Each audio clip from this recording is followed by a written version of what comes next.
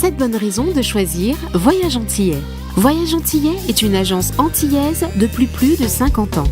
Voyage Antillais vous réserve un accueil chaleureux, une qualité de service, un accompagnement soigné, toujours avec le sourire. Voyage Antillais vous propose les meilleurs prix. Avec Voyage Antillais, vous bénéficiez de facilités de paiement. Votre deuxième bagage est offert. Voyage Antillais, c'est 2 agences en Île-de-France qui relient les Antilles à Paris. Voyage Antillais, nous là vous faisons voyager. Guadeloupe, actualité. Nous avons préparé une édition riche et dynamique pour vous avec des sujets qui nous concernent évidemment tous et qui font bouger la Guadeloupe mais qui surtout vous intéressent. Alors, nous allons aborder le numérique. Le numérique, c'est l'avenir. Ici aussi, il façonne notre quotidien. Où en est-on en Guadeloupe? Quels sont les métiers de demain? On vous dit tout. Nous parlerons également des réseaux sociaux. Les réseaux sociaux comme un outil puissant pour les entreprises. Comment bien les utiliser pour développer son activité? On vous emmène en immersion dans une formation inédite. Nous parlerons également de la filière agrumes. Relancer la filière agrumes, un pari audacieux. Après des années de difficultés, reportage au cœur des initiatives pour retrouver nos oranges et citrons d'antan. Nous parlerons également proximité et dialogue. C'est le choix du président de la CNGT et Guy Losbar qui vient de la CNBT, Guy Losbar qui vient à la rencontre des habitants du Nord Basse-Terre. Il sera également question dans cette édition de la sensibilisation aux énergies renouvelables avec une visite marquante d'une centrale solaire qui a été organisée par les jeunes en insertion de Saint-Jean-Bosco. Nous vous en dirons plus dans cette édition. Nous parlerons également recensement de la population avec ce recensement qui accourt au Lamentin pour mieux comprendre notre territoire et ses évolutions. Enfin, nous parlerons d'une initiative solidaire qui a eu lieu avec un petit déjeuner bien-être qui a été offert aux étudiants du campus de Saint-Claude. Alors tout de suite, installez-vous confortablement. C'est parti pour 30 minutes d'infos, d'éclairage et de rencontres. Bienvenue dans votre focus.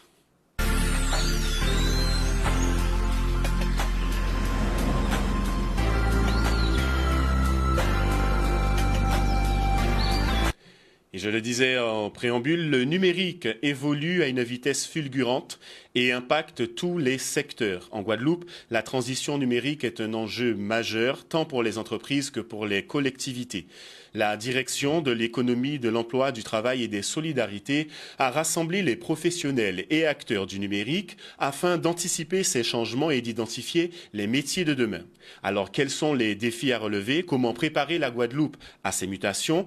Éléments de réponse tout de suite avec ce reportage de Charlie Dagonia. Donc ce choix que nous avons fait déjà il y a quelques années d'orientation de cet EDEC est très important dans la mesure où nous sommes confrontés à un enjeu majeur qui est la transition numérique, qui concerne toutes les filières économiques du territoire.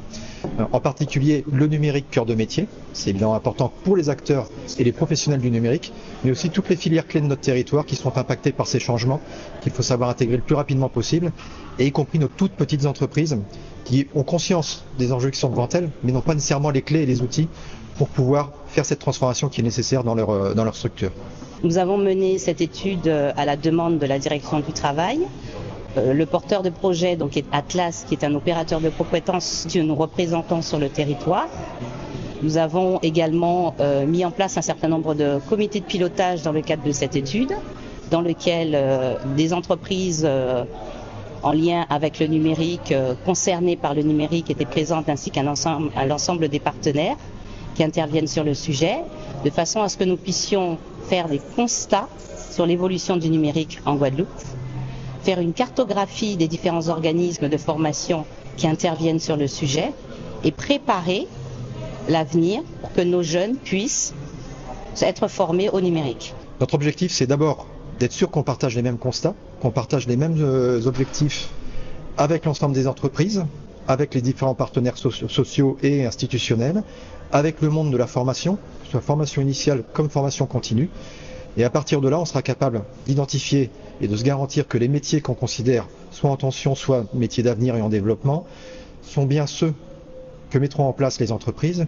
Et à partir de là, on est capable de convaincre le tissu de la formation d'investir dans des nouvelles formations, d'investir dans des moyens évidemment techniques, parce qu'on parle de numérique et de technologie, et évidemment dans les hommes, parce que ce sont eux avant tout qui font la compétence, de manière à pouvoir garantir qu'on aura les compétences clés à l'avenir pour pouvoir répondre aux enjeux de notre territoire et faire en sorte qu'on se projette sur ces nouveaux métiers dans une stratégie de développement qui va être inévitablement orientée sur le numérique. Cette étude a été réalisée par le cabinet Paradox. Donc c'est un cabinet qui a rencontré tout un certain nombre de partenaires. Donc, nous avions effectivement toutes les entreprises qui relèvent des branches d'Atlas, donc par exemple les banques, les assurances, les cabinets d'études, la branche des experts comptables et des commissaires aux comptes. Donc en fait, on a pu avoir une vision du numérique, de l'état du numérique en Guadeloupe, qui était plus, on va dire, très globale. Une transition numérique qui s'accélère et qui demandera des compétences afin de pouvoir en tirer pleinement profit. Restons d'ailleurs dans ce secteur du numérique avec aujourd'hui un atelier qui a été réalisé puisqu'être visible sur les réseaux sociaux est essentiel pour les entreprises. Dans ce cadre, la Chambre du commerce et des industries des îles de Guadeloupe l'a bien compris. Elle a donc organisé une journée de formation à destination des chefs d'entreprise. Objectif, optimiser leur présence en ligne et générer plus de chiffres d'affaires grâce aux outils numériques. Malika Godi, conseillère numérique à la Chambre du commerce et de l'industrie des îles de Guadeloupe, nous en dit plus au micro de Grégory Laps. Aujourd'hui, nous proposons une journée de formation destinée aux chefs d'entreprise afin de pouvoir apprendre à appréhender les réseaux sociaux. Une formation qui s'appelle « Booster votre chiffre d'affaires grâce aux réseaux sociaux ». Elle est réservée aux chefs d'entreprise qui ont une entreprise qui exerce depuis plus de 2 ans et elle est prise en charge également pour les entreprises qui génèrent au moins 15 000 € de chiffre d'affaires. On a des entreprises qui sont dans le domaine du service, on a des entreprises qui sont dans le domaine agricole, on a également des entreprises commerciales et le but d'une entreprise, c'est d'être pérenne, de générer du chiffre d'affaires. Et pour générer du chiffre d'affaires, une entreprise a besoin d'être visible. Et aujourd'hui, c'est vraiment primordial d'être visible sur les réseaux sociaux. Et donc, on apprend aux chefs d'entreprise à faire les bons choix en termes de visibilité.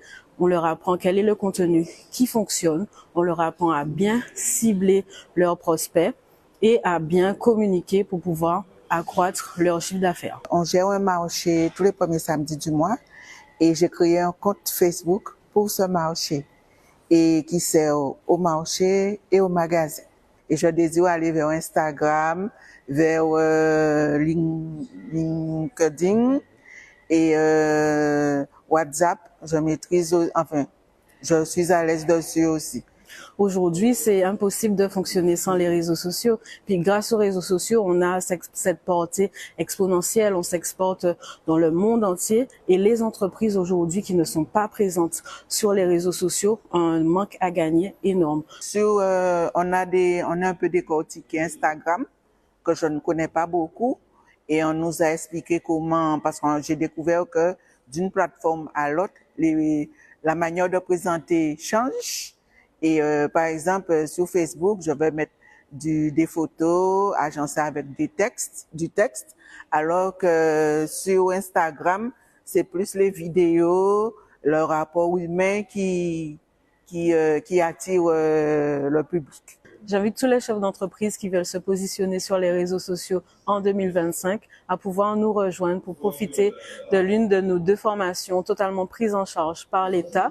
Pour ce faire, vous pouvez directement aller sur le site transfonum97.com ou nous envoyer un email à numérique@guadeloupe.cci.fr. Un très bel accompagnement proposé par la Chambre de commerce et de l'industrie des îles de Guadeloupe. Et vous l'avez compris, les réseaux sociaux sont devenus aujourd'hui incontournables pour le développement de nos entreprises. Alors n'hésitez pas à vous rapprocher pour bénéficier de cet accompagnement. Poursuivons, puisque depuis quelques années, la Guadeloupe ne produit presque plus d'agrumes. En cause, une maladie dévastatrice, le citrus greening, apparu en 2012. Mais la filière ne veut pas baisser les bras et en effet, l'Iguafor et le CIRAD ont organisé une demi-journée dédiée à la relance de la culture des agrumes à Capesterre-Belle-Eau. Alors, quelles sont les solutions envisagées? Comment redonner un avenir à cette production locale? Réponse dans ce reportage signé Solène Fèvre. On est présent aujourd'hui ici parce que on souhaite relancer la production d'agrumes en Guadeloupe. Une maladie, le citrus greening ou Wang Longbing, abréviation HLB, est arrivée en 2012 et a ensuite entraîné le déclin de la filière avec la mort de la plupart des arbres.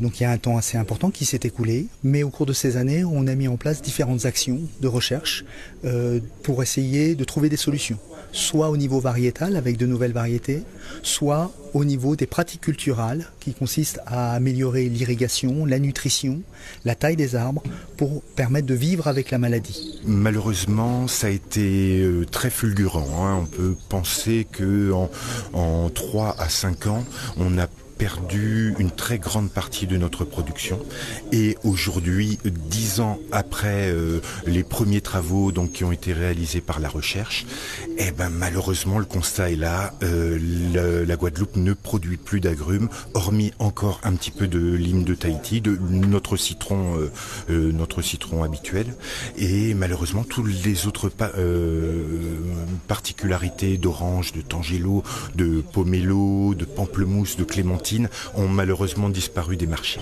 On a des parcelles sur Neufchâteau, mais également sur la station de Rougeole, avec des citrons verts qui sont plantés depuis plus d'une dizaine d'années et qui produisent entre 20 à 25 tonnes hectares. C'est une production assez importante et pour des arbres relativement âgés.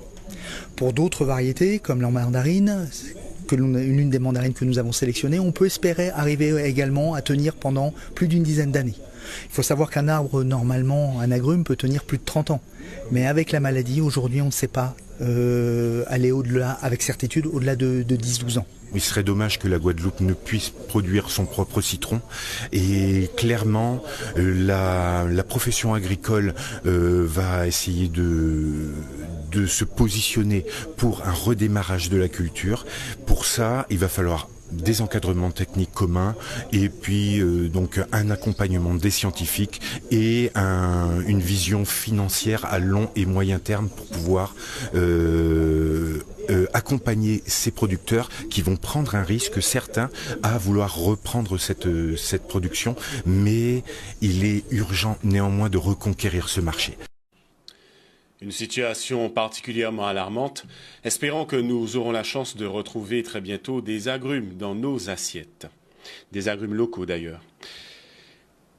Sans transition maintenant, aller à la rencontre des habitants, écouter leurs préoccupations et proposer des solutions.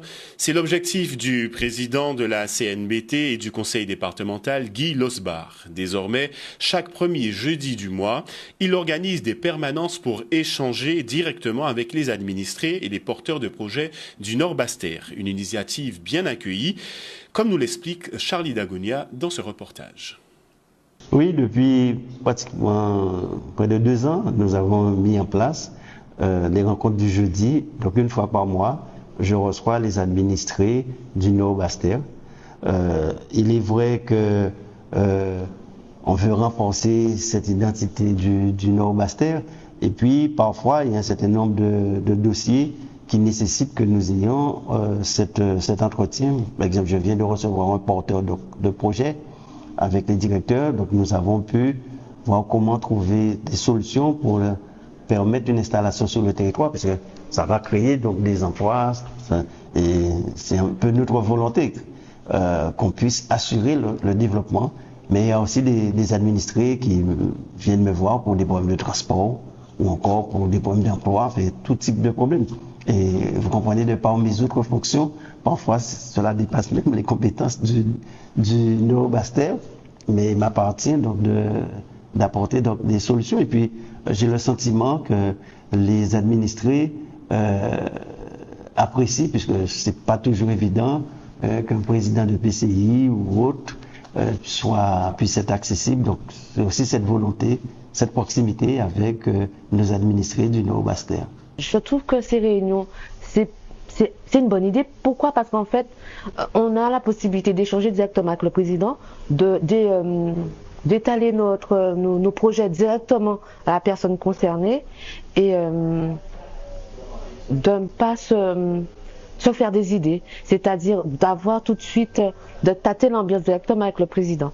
Je trouve que c'est vraiment bien, vraiment, vraiment bien.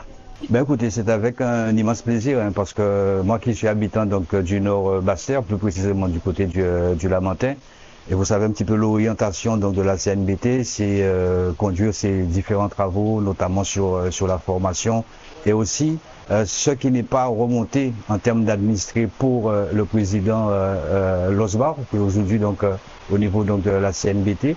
Donc c'est tout bénef, puisque les administrés peuvent venir et raconter un petit peu ce qui se passe dans leur commune. Et c'est vraiment avec un grand plaisir que je participe aujourd'hui. Et ce qu'il faut noter aussi, on a vu que les petits plats ont été mis dans les grands, puisqu'on a été très bien reçus. On ne s'attendait pas notamment à ce petit déjeuner, ce qui reflète un petit peu la verdure du côté donc du CNBT. Des visages bien connus sur nos antennes dans ce reportage, on l'aura compris en tout cas, la proximité, une compétence et une démarche qui payent toujours et qui permettent de mieux recueillir les doléances des administrés. Poursuivons maintenant avec ce recensement. Le recensement, un outil essentiel pour mieux connaître l'évolution de notre population et adapter les politiques publiques. Actuellement, des agents recenseurs sillonnent la ville du Lamentin pour collecter des données précieuses sur la démographie locale. Un reportage signé Grégory Laps.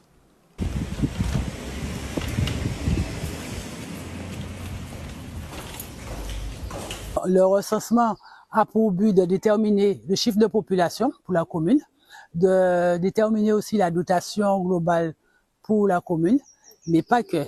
Ça donne aussi des renseignements sur l'individu, les caractéristiques des individus qui vivent dans le logement et pour les informations sur le logement. Bonjour. C'est Zita, l'agent recenseur. Désolée, je faisais du crochet, je faisais mes finitions. Oui, dites-moi. Alors, nous venons pour le recensement de la population. D'accord? Ah oui. Alors, nous avons laissé des courriers. Est-ce que vous avez su qu'on venait faire le recensement? Oui, je savais. Très bien. Alors, il y a des possibilités pour recenser la population. Nous avons la possibilité de faire support papier. D'accord. Mais aussi par Internet. D'accord. Le support Internet. Donc, la commune a des agents recenseurs sur le terrain qui ont été formés par l'INSEE, qui sont équipés de documents pour savoir quel logement recenser. Il faut différencier les grandes communes, donc les communes de plus de 10 000 habitants, et les petites communes, les communes de moins de 10 000 habitants.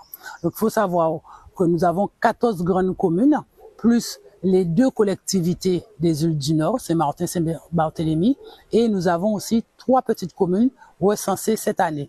Les grandes communes sont recensées chaque année en groupe de rotation, et les petites communes sont regroupées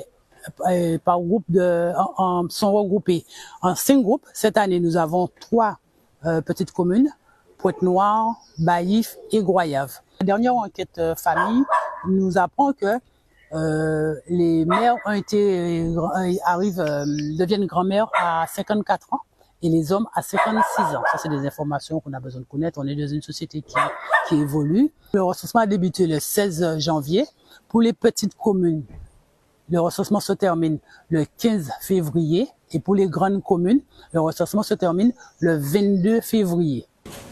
Voilà. Merci beaucoup. Bonne journée. Merci à vous. Mais c'est très joli ce que vous faites. Ah, merci. C'est du crochet. Merci beaucoup. Merci à vous. Au revoir.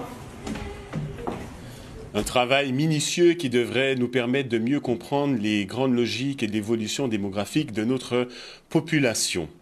Parlons maintenant énergie renouvelable. Dans cette optique, 20 jeunes en insertion de l'école Saint-Jean-Bosco ont visité le chantier de la future centrale solaire de Beaugendre à Vieux-Habitants. L'objectif, sensibiliser ces jeunes au métier de l'énergie et leur ouvrir des perspectives d'avenir. C'est Maxime Morel qui a suivi cette visite pour nous. Regardez.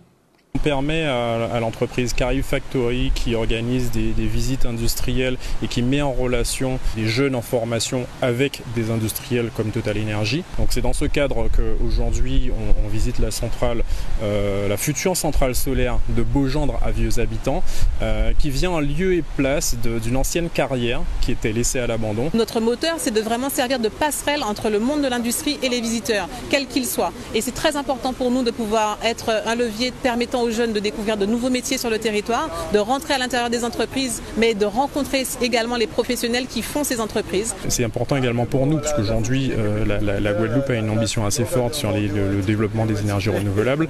Et l'idée, c'est d'anticiper ce besoin croissant qu'on aura sur ces nouveaux métiers, ces métiers d'innovation. Et c'est par des initiatives comme celle-là qu'on rendra cela possible. L'objectif pour nous, c'est de montrer aux jeunes tout le champ du possible en termes d'insertion. Et donc, cette visite qui a été pour nous une vraie opportunité nous permet, à nous, accompagnateurs, formateurs, de faire profiter à ces jeunes de la Guadeloupe cette découverte des métiers autour des énergies renouvelables, en fait. Franchement, ça s'est bien passé. On a fait le tour du site, on nous a expliqué à quoi ça servait. Il y a différents métiers qu'on retrouve sur ce même lieu.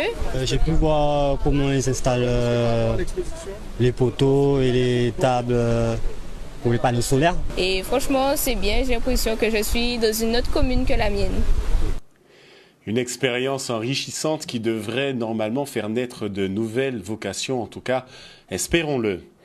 Et poursuivons avec les jeunes et avec ces étudiants, puisque a commencé une journée. Et c'est comment commencer une journée qui est importante, et c'est ce qu'a compris l'association Alternative 119, en collaboration avec l'Université des Antilles, qui a organisé un petit déjeuner solidaire sur le campus de Saint-Claude. Le thème, mon petit déjeuner bien-être. Un moment convivial pour sensibiliser les étudiants à l'importance d'une alimentation équilibrée. Un reportage de Maxime Morel. Ce petit déjeuner leur permet de pouvoir petit déjeuner le matin avant d'aller étudier. J'ai entendu parler du concept ce matin de bouche à oreille. J'étais pas au courant et j'ai apprécié l'initiative.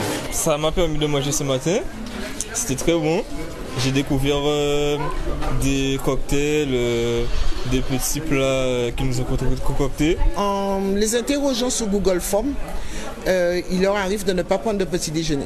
Et il arrive aussi que dans des familles, on trouve des familles où les petits ne prennent pas de petit déjeuner avant d'aller à l'école le matin. Je mange pas le matin parce que je n'ai pas le temps, mais sinon, dès que j'ai le temps, je commence un peu plus tard.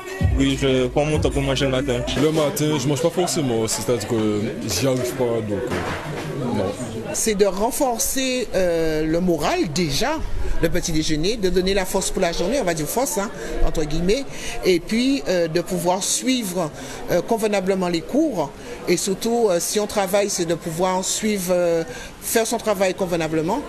Et petit déjeuner le matin, c'est important. Même une pomme, même une orange, même une biscotte, c'est toujours un petit déjeuner qu'on prend. C'était de morue, tomates, concombre, j'ai du jus de melon aussi.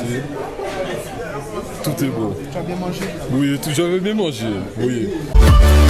O-News Radio sur outremernews.fr.